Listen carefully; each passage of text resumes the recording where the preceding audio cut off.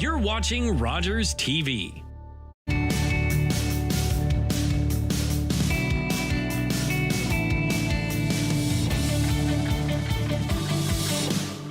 Welcome back to KickBack. We are so glad that you've joined us today. I've got two incredible guests joining us today from Woodview Mental Health Services. Emmett and Nicki, thank you so much for joining us today. Thanks for having us. Yeah, it's a pleasure. So I wanted to jump right in. How do you identify someone that might be struggling with suicidal thoughts? All right, so I can start with this one. I don't think suicidal thinking or the behavior that you might see as a result of that, self-harm behaviors, is the starting point. So I think it's a progression. It might start with isolation, whether that be from friends or school, and then also like statements that might be being made that indicate that somebody is struggling, hopeless kinds of statements. And then I think the other important thing to mention is maybe like a deterioration of what would be regular for their routine. And as a parent, I think you have instincts when something is wrong, and so when that's the case, I think it would be my encouragement to seek out some support for that. Awesome. And what are some of the things that parents or caregivers should be looking for or potentially on the lookout for, Nicki, that they can watch for? I think like Emmett said, just, when you spend as much time as parents do most of the time with their kiddos, you kind of know what their normal is. You know what they're kind of like when they're getting to bed, or, their showers, their attitudes, there's different things. And when you start to notice those things change, they're maybe not taking care of themselves the way they normally do, or they're not socializing the way they do, or they're declining things and withdrawing and hiding. There's lots of those kind of clues, and a parent will usually have this kind of gut instinct that says, this is not my usual Nicki. Right. What's happening here? And don't ignore that. Mm-hmm. Get curious, have a conversation. It might not be nothing. It might be nothing significant. But if you can open the door to the conversation and start creating that safe space for young people to have conversations, talking about what they're feeling like and what they're going through, that will help in the teenage years. Is there any other ways that maybe a parent or caregiver can approach their kids once they know that they are having these thoughts or self-harming? It's so important, at least from a parenting perspective, to not be afraid of the conversation. And that's mistakes I made in my own journey. And you as a parent, you want to be a perfect parent. You have all of your own stuff, your own shame, your own issues, your own mental health. And so easy to kind of get that mixed in. Being able to get honest and talk plainly and compassionately, and believe your young people and believe your kids when they say they're struggling, because you don't want to miss that one and slough it off. Right. And I think that a lot of people, like you said, like they are afraid to talk about it, and there are stigmas that surround suicide and mental health in general. Mm-hmm. But what are some of the ways that we can reduce that those stigmas surrounding suicide? Well, I think reducing stigma almost comes down to the idea of it takes a village coming together to raise a child, so to say, and helping people to understand that they're not alone in their struggle and they don't have to struggle through it alone. I think it takes a lot of kind of empathy for people, not understanding all the factors that come together and result in these kinds of feelings, but helping them to feel validated through that and supported. Right. And I know, Nicki, you wanted to talk specifically about the Safe Talk training. Can you share a little bit about what that is? Yeah, Safe Talk is something I wish I had had when my kids were younger and going through their mental health journey.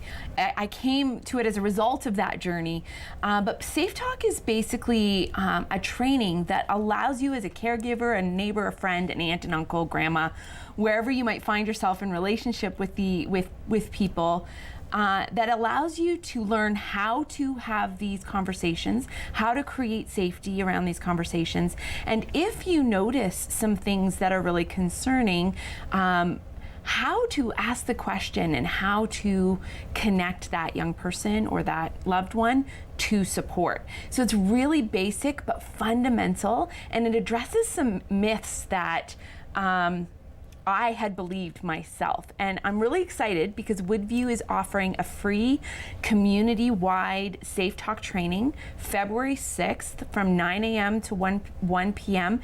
at Woodview on Park Road North. It's absolutely free. All you have to do is email brantengagement@woodview.ca, and you need to be 15 years or older. And so if you have someone in your life that you are concerned about, please come and take this training.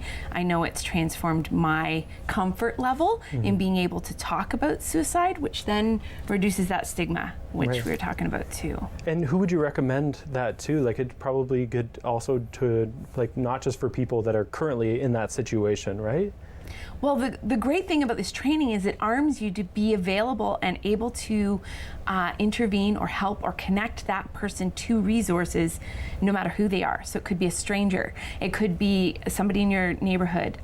Sadly, I've used this training way more times than I would like, but I'm so glad I knew what to do, and I'm so glad I had the confidence to be able to say, hey, this is something to take seriously, and here's where you can go for help. It's very empowering, and I'm really, really grateful, and I know it's something I personally am very passionate about. That's amazing, and I think that's a huge resource to our community. Like, you see so many, like, in our day-to-day lives, you see potential calls out for help, right, in those situations. I know I've personally seen that online before, and knowing how to have those conversations, or at least being able to bridge, like, enter into that conversation, whether they want you there or not, is huge to have that skill set. And when that person knows that you care enough to check in and see what they're going through, that empathy is huge, and that will hopefully be the bridge that gets them to the help that they need. The help doesn't have to be you. You're the bridge, you're the connector, and that's what Safe Talk training teaches you to do. Awesome. And how can people access this help? Yeah, I guess my thoughts on that would be, if you are struggling, reaching out to Woodview. So I know that you'll have that information on the program, and so you can reach out to us directly. We have lots of great programs and clinicians who care and want to be able to help support. So you can call us directly, but if a crisis situation, or what you would identify as a crisis situation, is coming up, then it would certainly be my recommendation that you're using our community crisis services, and that would be through St. Leonard's, who offer a 24/7 crisis line. And then past that, sometimes if a crisis progresses to the point of being an emergency, that's where I would be recommending that you're accessing emergency services like 911 in the hospital. Wonderful. And so even for people what is that process like? Like, we talk about that all the time, and often taking that first step can be a huge hurdle. We've only got a little bit of time left, but what is that process like they pick up the phone and they dial Woodview? What does that look like for them? So after calling Woodview, they would be connected with our administration, who would set up their first appointment. It would be like a first point of contact, and based on what comes out from that appointment, they would, like, the service pathway would be established for them. Perfect. Awesome. And how can people reach out to Woodview? Where are the different avenues that they have to access the community? Yeah, so you can call us directly on the phone. You can check out our website as well. We also have a Facebook page, and on the social media. There's lots of help out there, and I think the important thing is don't wait. Reach out. Prevention is much more easier to tackle than recovery, and so it's better to reach out. And Woodview has incredible services to give you tools and resources to work preventatively instead of having to work backwards. Wonderful. Thank you both so much for coming in today. Thank you. We will be right back after these messages. This program is brought to you by Ignite TV. Now you're in command. Visit Rogers.com for more details.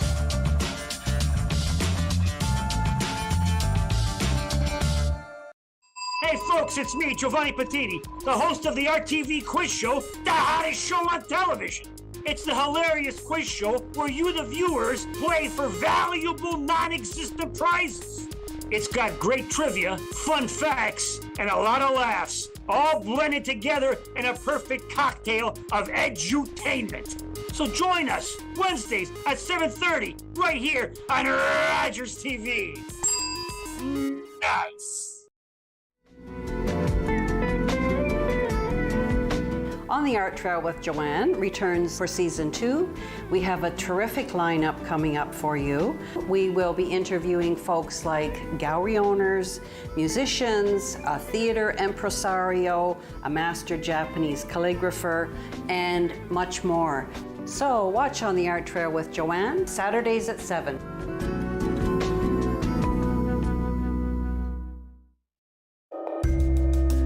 I was born and raised in Musqueam First Nation territory by my mother, who spoke Hunkaminam to me.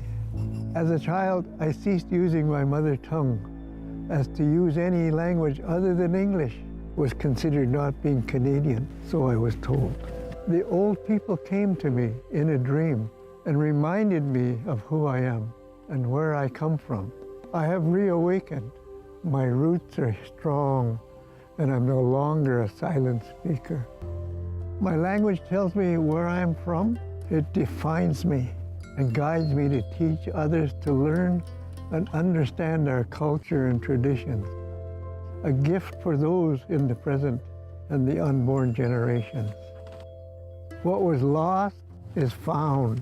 What was asleep has awakened. My blood is here, and I am complete.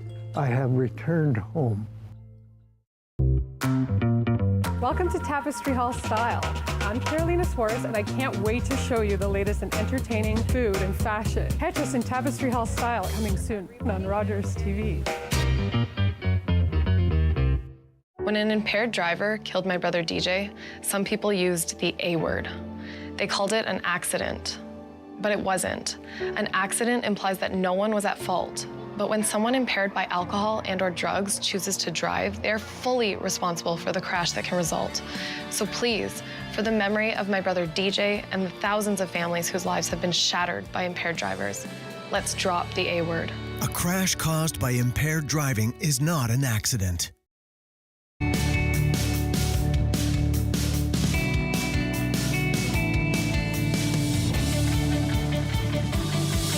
Welcome back to KickBack. I am now joined by Nicki Straza. Nicki, thank you so much for joining us today. Thank you. Yeah, welcome back. Yes. You're such a big part of KickBack, and also I think you've been around for each year that we've done this, and you're just such an amazing advocate and supporter of this program and mental health in our community in general. So thank you for everything that you do.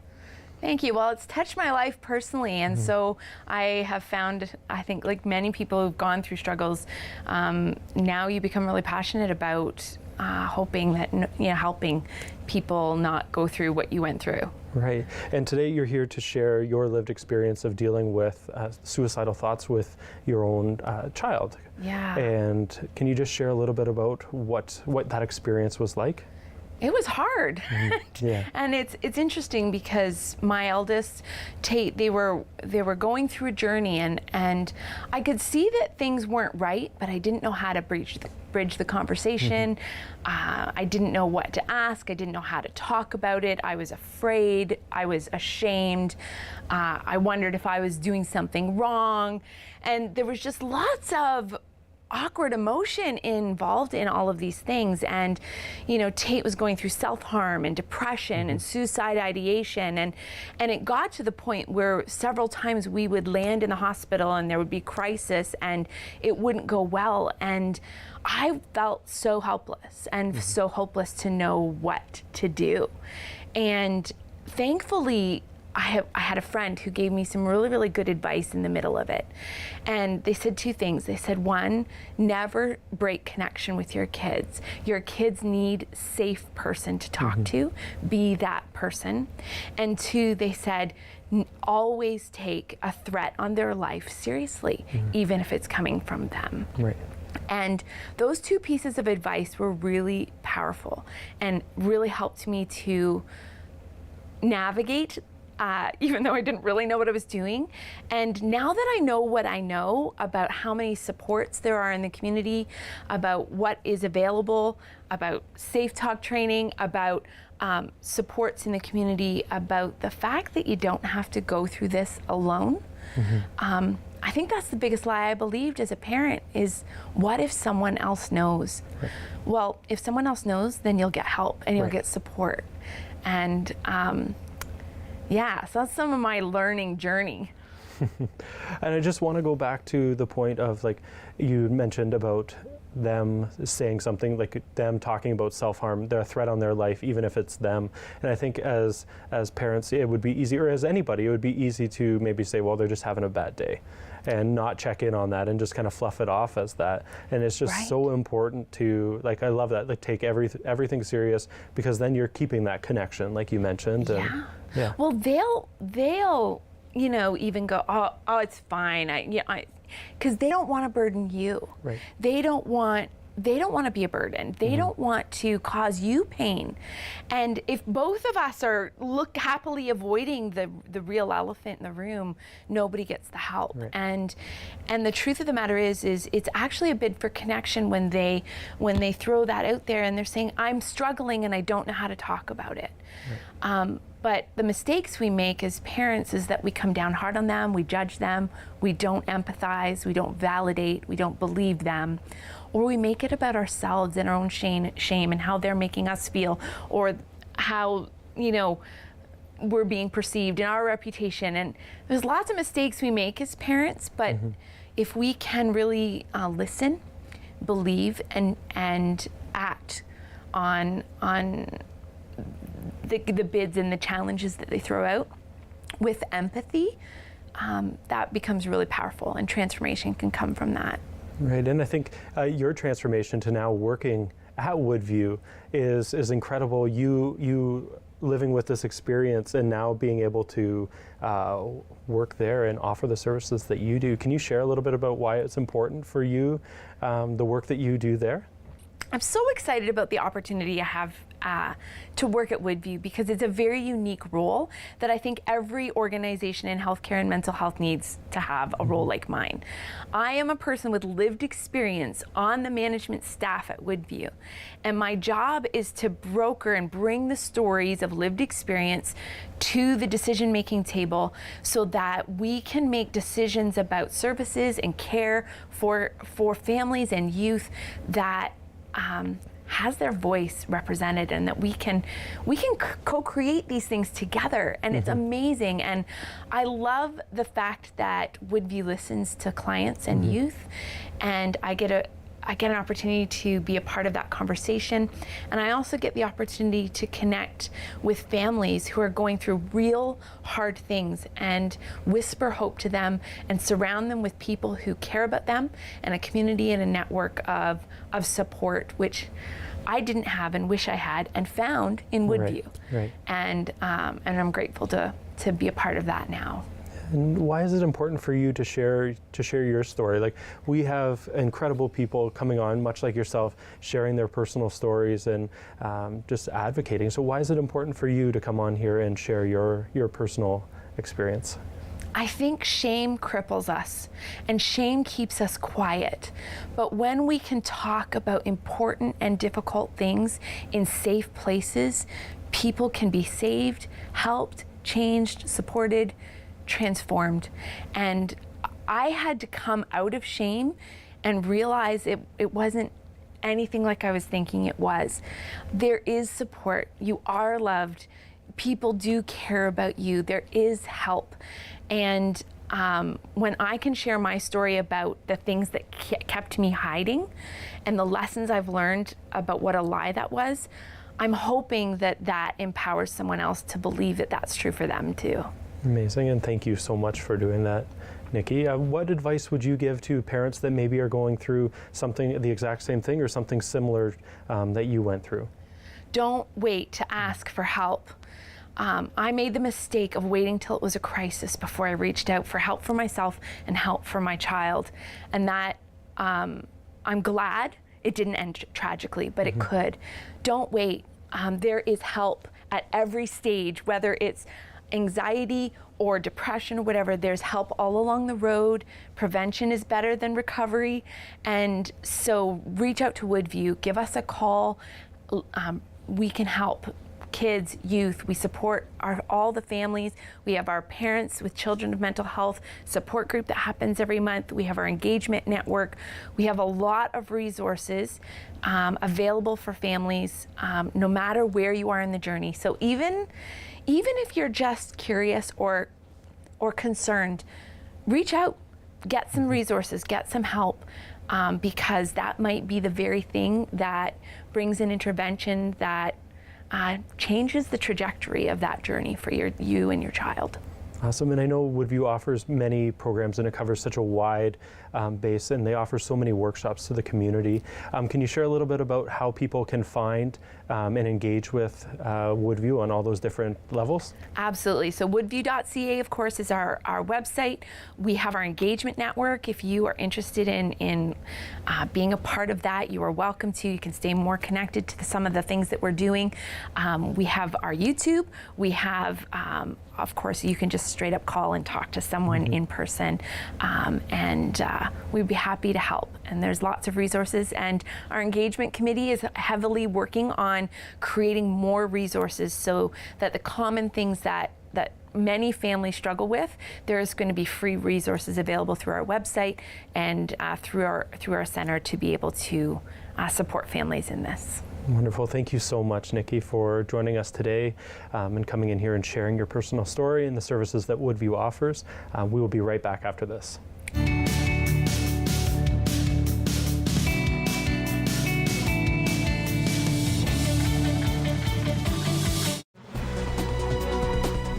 Weekly in-depth coverage of the most local stories in Stratford, Perth, Brantford, Brant, Guelph, Wellington, and the Waterloo region.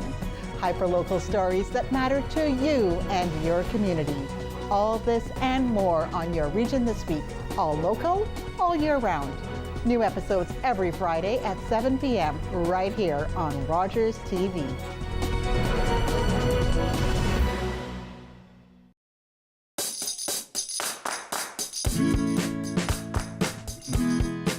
Get a little messy while having a whole lot of fun.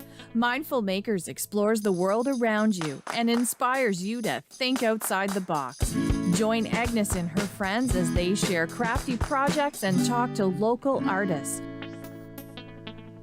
Mindful Makers, Mondays at 6 p.m. on Rogers TV. Every year, dozens of Canadians are killed or seriously injured because they take risks around railway tracks. Talk to your loved ones about rail safety. Visit stoptracktragedies.ca. In Studio and On the Road invites you to find out what's happening in your own backyard. From tasty treats to interesting people and places, In Studio and On the Road, Thursdays at 7:30 p.m. on Rogers TV. I am Gagwag. My name means everything. Tom Longboats. I am Wolf Clan, Onondaga Nation. I've run many different races. I've run to survive and to be free. I've run to win for honor. His people might be lazy, but this one's damn fast. My people respected our runners, people who carried important messages from village to village. I need a guide to the next post. Dispatch carrier, sir. I can get you there. God's sakes, man, slow down. Who do you think I am, Tom Longboat? No, sir. I am. Running makes me feel alive. It's everything. Tom Longboat was the first Indigenous person to win the Boston Marathon. He ran his way to international fame and became an inspiration to generations of athletes. Online betting is booming! Booyah! Woo! Oh yeah! You could win big!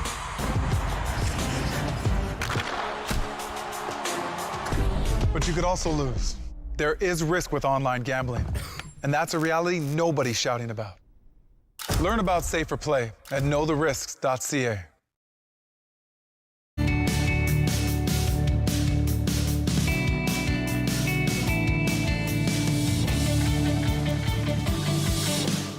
Welcome back to KickBack. Thank you so much for joining us. We have an amazing guest joining us today, Tony from Maratos Counselling Services here in Brantford. Tony, thank you for joining us. Thank you very much, Ben, for having me here today. And I really appreciate you coming in to talk about this because it's a heavy subject, suicide, something that is becoming more, or I'd like to think that it's becoming more open a subject to talk about, but it's something that we're seeing a lot more, I think, in the media being covered. Can you just share a little bit about kind of what we're seeing in the world right now? Sure. Well, I think probably due to the fact that a number of kind of large name celebrities have completed the act of suicide recently, it's being covered in the media more. But in general, rates of suicide around the world haven't risen or decreased. Globally, they're still the same as they've always been. Some countries may have a bit more, some countries may have less, but suicide has always been something that's present in our culture. And I think what you're seeing is mental health conversations more prevalent, stigma being a bit less, and the idea of talking about suicide in media being a bit more accepted. Right, and so do you think, so because of that, it being just more open, more accessible to have these conversations, I know that sometimes people there's the shame around those conversations and maybe having thoughts of suicide or dealing with a friend. Can you just share a little bit about, like, just being, is it a good thing to be open and share about those thoughts that you might be having, or is that frowned upon? Like, Sure. Yeah. I think, like, there's a myth that you shouldn't talk about it because it'll make people want to do it, something like that.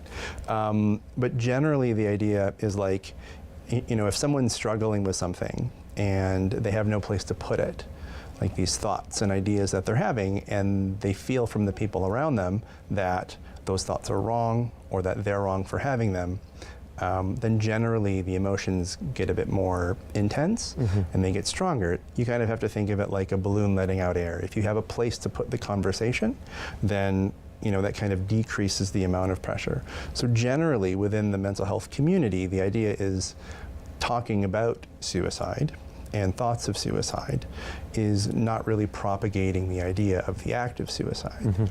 It's actually making the conversation more visible and more acceptable so that people can have those conversations. Right, and I think that that's great that these conversations are being had more, and I think that it's good that the media is covering these more, where before maybe they would have hid them away, right, and not been as open about that, just to be able to start those conversations. What are some stats around the world? I know you briefly touched on it about how it, over the course, the last handful of years through the pandemic, people had talked about how there's an increased level of suicides. Can you just share a little bit about what we are seeing globally? Sure. Around the world, about 800,000 people a year die by suicide. That's almost twice as many as recorded homicides in the world. So that gives you an idea of the scope of what we're dealing with. That globally, it accounts for about 1.4% of all deaths that happen. Right now, the research says that about 25% of all suicides are older people, sort of over the age of 70. And right now, we see people who identify as women attempt suicide more, but people who identify as men actually end up committing or completing suicide 2 times the rate. Wow, and I think the older population is often something that is forgotten in these conversations. Can you what can we look for in the older population? That maybe it might be grandparents, it could be your parents. What are signs, what are ways that you can maybe check in with your older relatives or older friends or a neighbor across the street even? Right. I think a lot of times with a population of older adults, the concerns may be sometimes around mental health issues, but could be sometimes around loneliness or isolation. So if you have people in your life that may identify that way and may not have regular contact with people, it might be a good idea just to check in with them or to develop some kind of regular contact. Because often, I think, suicide is often associated with mental health issues, but that's really only the case about half of the time. And people consider suicide because of life stressors, physical health concerns, pain, but also things like loneliness and isolation. And so I know you mentioned that individuals that identify as male often tend to complete the action of taking their own life. Why do you think that is, that the male population is more likely to complete that, and then how can we combat that? I'm not exactly sure if there's a specific reason why that would be.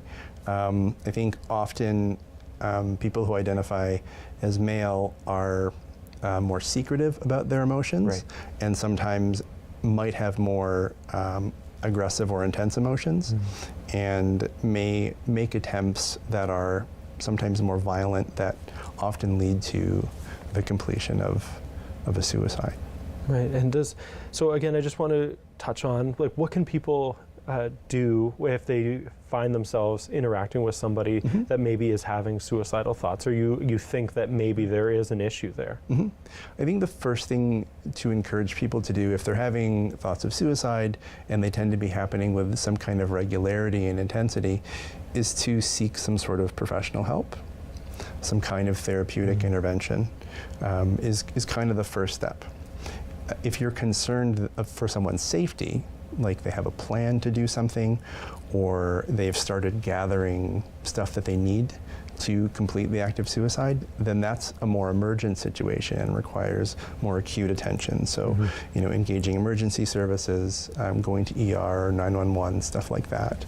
For people who are curious or have questions, there's a national hotline, Talk Suicide Canada, and then there are several local suicide prevention hotlines as well. I believe there's one through St. Leonard's and one through CMHA specifically for Brant.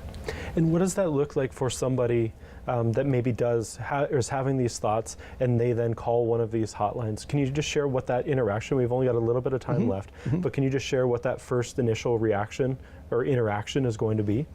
Sure. I think normally what people do when they have these conversations is first assess for risk. So it's first determining whether or not the person who's calling is in immediate risk of doing something. And if so, then it becomes more of an emergency situation. But if not, it's generally around talking about thoughts and feelings and intensity and what might be going on in someone's life that's making those things happen. So again, sort of like opening up the valve of that balloon to let some of that pressure out. Right, and oftentimes those people are like they're having those thoughts. They're, like you mentioned earlier, the loneliness factor, right? So just having somebody, maybe they don't have somebody that can help let the air out of the balloon. And it's great that these services are available, and I'm sure they'll be popping up on the bottom of the screen. So thank you so much, Tony, for coming in. No problem. We're going to be together again right after this. We'll be right back after these messages.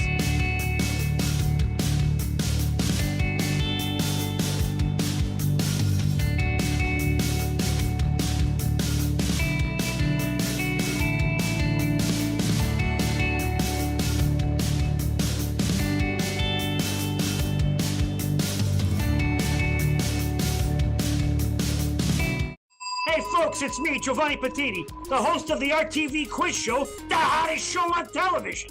It's the hilarious quiz show where you, the viewers, play for valuable non-existent prizes. It's got great trivia, fun facts, and a lot of laughs, all blended together in a perfect cocktail of edutainment. So join us Wednesdays at 7:30 right here on Rogers TV. Nice. Learn how to create your own masterpiece while in the comfort of your own home. On the Canvas with Lisa Braun is a step-by-step art lesson. On the Canvas, Mondays at 5:30 p.m. on Rogers TV. In Studio and On the Road invites you to find out what's happening in your own backyard. From tasty treats to interesting people and places, join host Vic Folliott for In Studio and On the Road, Thursdays at 7:30 p.m. I don't care what the law is. I will never be a slave. That word, I hate it. It rests on my tongue like rot. Peter, how does it feel to get paid for your work? There are rumors freedom's coming for us all. Freedom, you know that's all I want. Chloe, careful. Real men would rather sell you across the river to America than let you go free. Then I'll run. I've run before. Maybe this time for good. No! No! Just get her into a boat. No!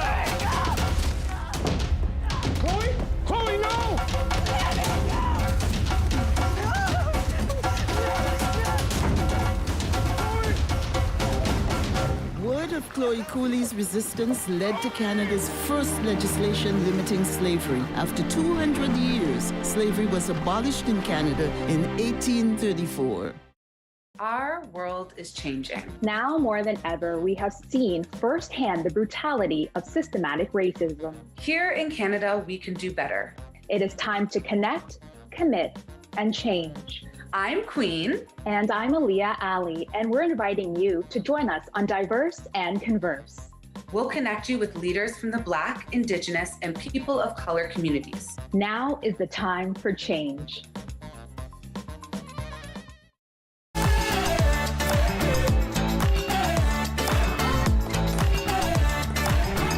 With clubs, leagues, and courts in every province and territory across Canada, squash is the sport for wall-to-wall fun, fitness, and friendship. From coast to coast to coast. Learn to play and you'll want to do it every day. Squash. Play inside the box.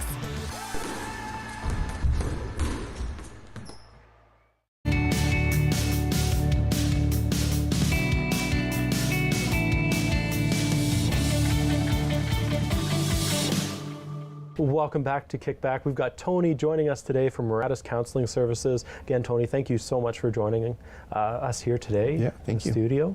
We want to dive right back in. We're talking about suicide. It's a heavy subject, and it's something that needs to be talked about, whether it's family, friends, just your neighbor down the street, just to know kind of some of the signs. We want to talk about the myths. There's numerous myths that follow suicide. Can you share some of those myths with us? Sure. I think one of them may have touched on earlier is that suicide is only an issue with people who have mental health concerns. That's really only true about half of the time. A lot of times people are suffering from life stressors, changes in marital status, financial status, work status, or they're in chronic pain, or they have a chronic illness, or again, just isolated in some way. And so suicide is not necessarily something that's involved just in the mental health sphere. Another big myth around suicide is that it shouldn't be talked about. I guess we already talked about that. Sorry, I lost it. No, that's okay. Let's go through it again because it's important for maybe somebody missed the earlier segment, but just share about why it's important to talk about suicide. Sure, it's still important to talk about suicide because, again, if someone is having these emotions and feelings and experiences, but their thought is that they can't be expressing them, or it's something that is shameful, or that they shouldn't be doing or shouldn't have, then it's just going to make that pressure, emotional pressure, kind of build up inside of them. But if you provide a space for somebody to talk about it, or you normalize it, or you make it something that is okay, then that shame and that guilt and those feelings of isolation are going to go down. You're essentially providing a forum for someone to have a discussion. Right, now oftentimes you hear somebody that has died by suicide, everybody says, oh, they were happiest, they were the light of the room, they lit up the room, everybody, and they're the happy ones. Can you just talk a little bit about why that may be, that people kind of experience it that way? Right. I think as we know about media and social media, people can present what they want to present, right? And you never really know, especially where people and emotions are concerned, what's going on kind of like behind their face, behind their smile. People have internal worlds, right, and emotions that they can shield from other people. So you don't often know exactly everything that's going on with somebody. And people are really good at covering up the stuff that's not so great or not feeling great, especially when they may have what outwardly seems like a good life in terms of money and family and friends and all of that stuff. There's almost a sense of guilt and shame about having sadness or having loneliness when you kind of have all of those things, right? And which that can lead directly into not reaching out to somebody like yourself or to any of the other services that are out there. Can you share a little bit about what the services are like or what therapy is like for somebody that may be having these thoughts? Sure. I think what psychotherapy does is it provides an outlet and an open, non-judgmental space for somebody to talk about their internal experience and their emotions, and this includes thoughts of suicide. And often, I think what happens is when people have a place to put this stuff, then then they can feel better about it, feel lighter about it, and they can have a conversation with somebody that isn't going to include some kind of like emotional response.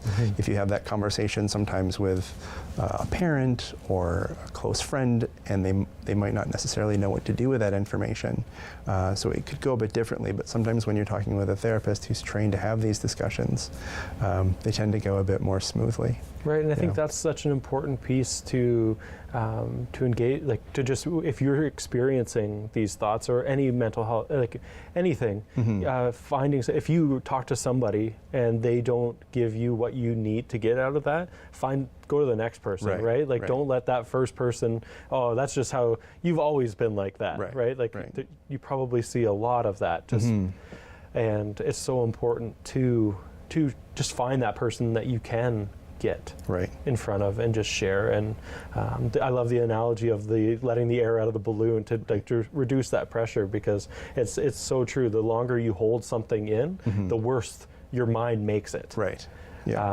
What is the role of a therapist for somebody in a situation like this? Sure. Well, psychotherapists are trained in one or a variety of different methods, and those are generally, some of them are evidence-based practices in terms of managing mental health concerns like anxiety or depression or several other mental health concerns, but also therapists are also trained to provide and hold space for people who are having pretty big emotions. Right? So those are two of the big reasons why therapy is helpful for people. Also, for people who are experiencing a variety of life stressors, like I said earlier, financial stress, marital stress, work stress. It's a place to have those discussions with somebody and not have to feel shame or guilt around it. Right, and not have the emotional response, like you mentioned, from a friend or a spouse or whoever that is, right? It's an objective conversation usually. Yeah, and so somebody maybe that isn't the person that is directly dealing with this, that is having these thoughts of suicide, so maybe a friend or a family member, how can they help that individual? Sure. I think one of the most important things you can do is encourage someone to seek help, whether it's with a therapist or their family doctor or like a suicide helpline or prevention line, just getting someone to a place where they can have a discussion about it with somebody who's safe. Right. Yeah. If there's an acute concern, like you feel there's a safety concern, then again, hospital ER or 911 is usually, if you're concerned about someone's safety, that's usually the most appropriate route. Right. Can you share a little bit about the importance of advocating either for yourself or for a family member that maybe is working through just the mental health field in the organizations? There's so many different things out there. I think the importance of advocating for mental health in general, and I may be partially biased because this is what I do, but the importance of advocating for mental health is that it's something that impacts everybody in the world indiscriminately. Right now, research says that possibly one out of every 4 people, maybe 1 out of every 5 people, will have some sort of mental health condition or concern at some point in their life. That's a giant chunk of the population. It's huge. And I think it impacts more people than most of the general public realizes. Right, and that's why having these conversations is so important, to hopefully that 1 in 4 or 1 in 5 person that you mentioned is in a place where they are open and able to talk to somebody, and it's not maybe that old school stereotypical of like, oh, just man up, or we don't talk about that, and it's just important that hopefully those people are the ones that are finding that help and getting assisted. We've only got a minute left, so thank you for joining us. But can you just share a little bit about how people can get more information about the services that you offer? Well, you can always check out the Maratos Counselling and Consulting Services website. They're also available on Facebook and Instagram. All of our clinicians have information on the Psychology Today website. So I think those are the main 4 outlets that you can use to check out Maratos Counselling and Consulting Services. Wonderful. Thank you so much for joining us today, Tony. We really appreciate you taking the time to come in and talk about this heavy subject of suicide. So thank you again, and thank you for joining us, and we'll be right back after this.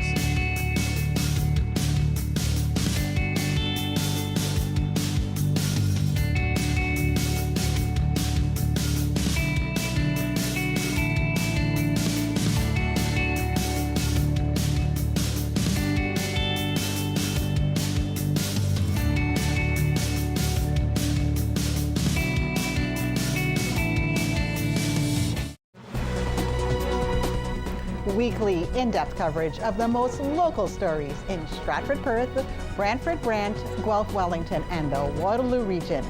Hyperlocal stories that matter to you and your community. All this and more on your Region This Week. All local, all year round.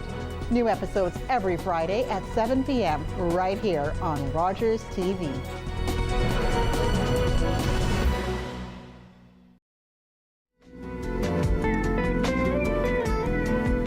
On the Art Trail with Joanne returns for season 2.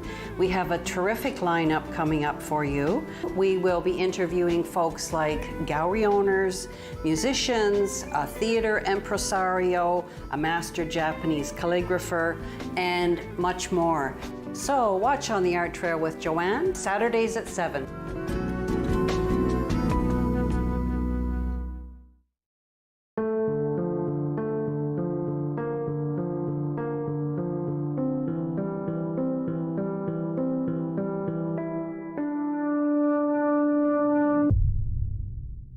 Blood in the urine is the most common symptom of bladder cancer. Don't ignore this warning sign, not even once.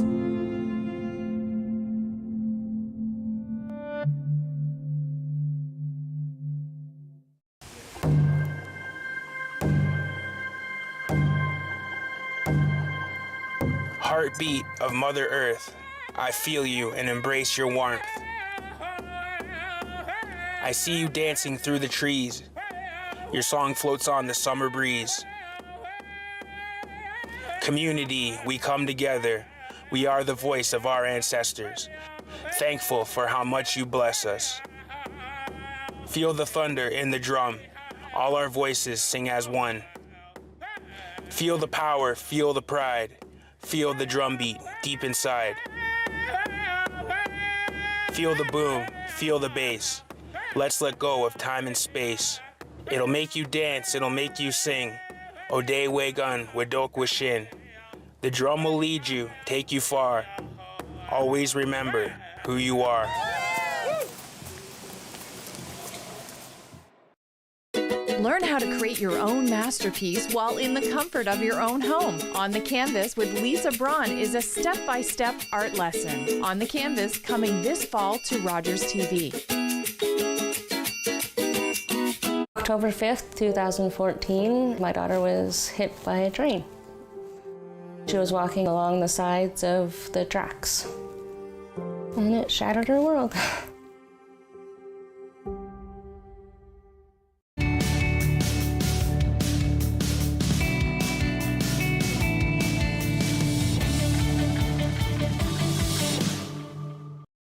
Welcome back to KickBack. I am so excited to have Tammy Adams here from Brant Mental Health Solutions. Tammy, thank you for taking the time to join us. Oh, thanks for the invitation. We are talking about grief, specifically after suicide, and what that looks like. So thank you for coming on to share and to talk about what is normally a heavy subject. We've talked to numerous individuals, and it's as difficult as the conversation may be. It's such an important topic to cover and to just make it to shine light on it, right? So to start, I just want to talk, is grief different for people that have lost somebody to suicide?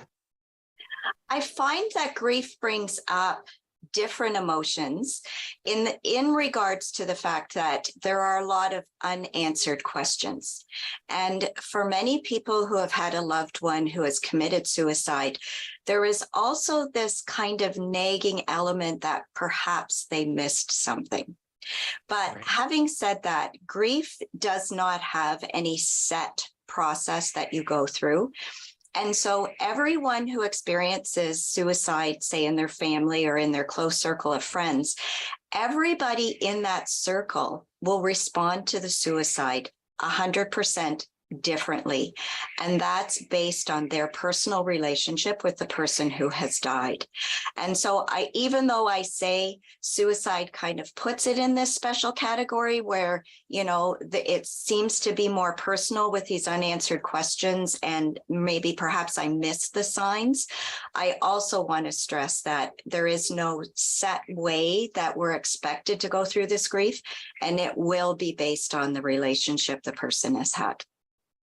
Right. And what are some of the emotions that people might feel, like close family and friends? Well, that's one of the things with the grief recovery method. What I was shocked to understand was there are no stages of grief, and there are no feelings that are so universal that we all experience them.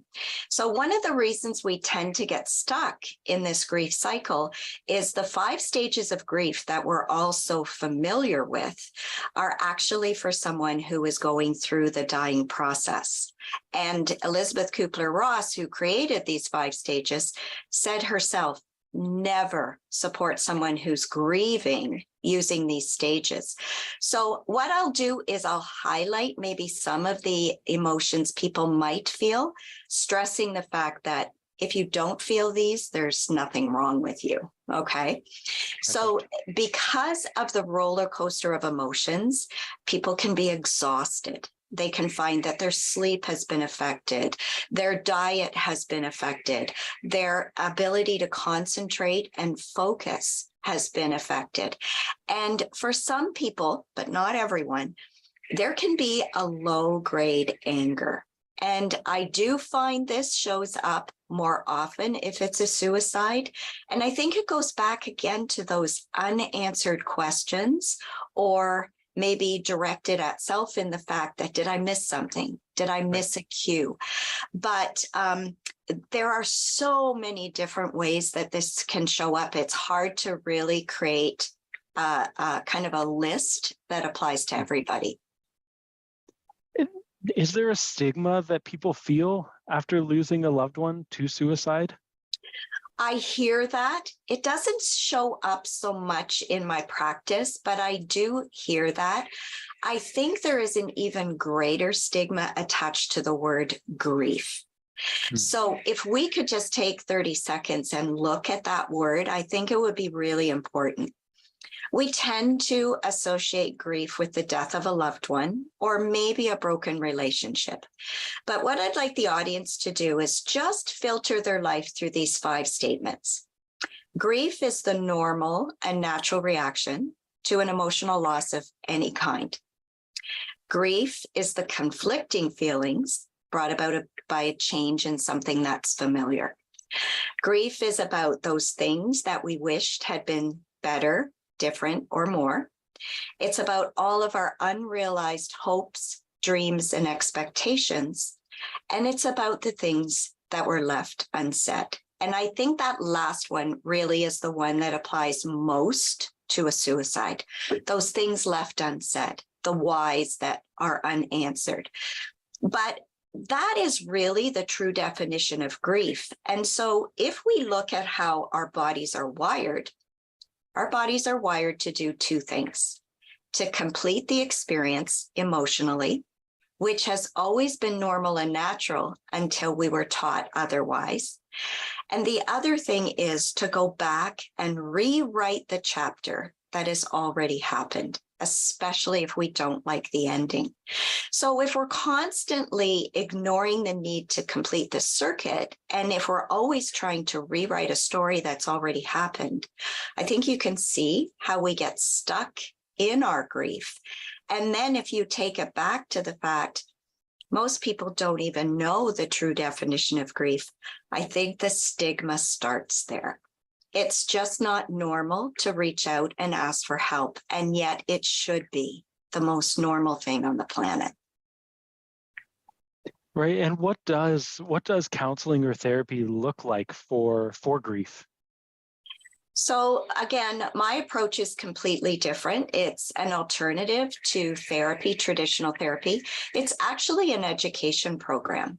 And so what people do is that it's an 8-week program. And they spend the first 3 weeks unlearning everything they thought they knew about grief and getting a really solid, true, and honest foundation of what grief is.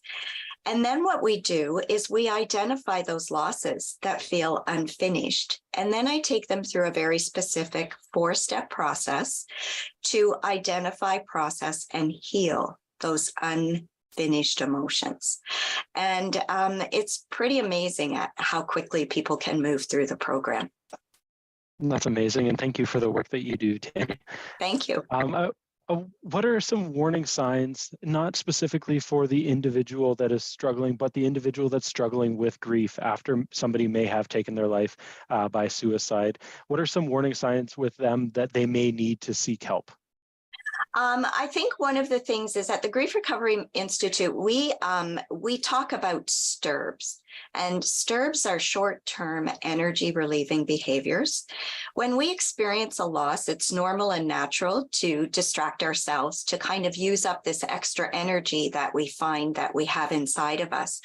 And so while that's normal and natural, if it moves into a state where we become reliant on these short-term energy relieving behaviors, I would say that that's one thing. So all of a sudden you're staying at work longer, you're eating, junk food, you're spending too much time on your phone, you get lost in social media, Netflix, that sort of thing.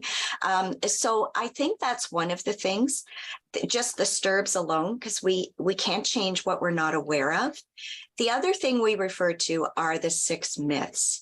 So there's 6 things that we've been taught that we try to deal with our pain. And if they sense that they're kind of locked into one of these 6 myths, that's a warning sign. And the 6 myths are, we believe that our feelings don't matter, so we stop sharing and we isolate. We try to replace the loss, so that can be those STIRBs that I talked about. We can stay busy. We distract ourselves, and you hear it on all the TV shows. Oh, we just need to keep you, staying busy. I think the big thing is we wait for time to heal our wounds. We've all grown up, time heals all wounds. Time doesn't do anything. It's a noun, not a verb. Right? And so if you're really paying attention, what you will notice as time passes, while the intensity of the loss may lessen, the uncomfortableness of being in that loss actually starts to get louder. So I would say if you're STIRBing, using these short-term energy relieving behaviors more and more, and if you're finding that you're using these 6 myths, to distract yourself and kind of isolate yourself, those are sure signs that perhaps maybe there's something going on. Thank you so much, Tammy, for joining us today. We really appreciate you taking the time and sharing your knowledge. Thank you so much. And this ends this segment. Thank you for joining us, and we will see you soon.